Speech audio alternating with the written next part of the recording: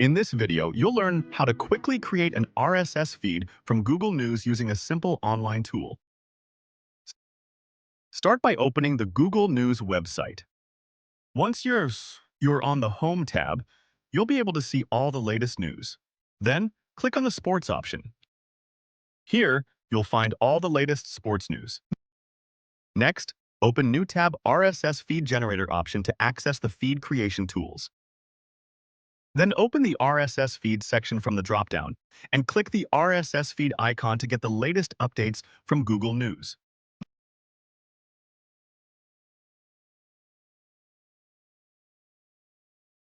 Now select the URL in the address bar and copy it for use in the feed generator. Switch to the tab with the RSS feed generator, then paste the Google News URL into the input field and confirm to generate your feed.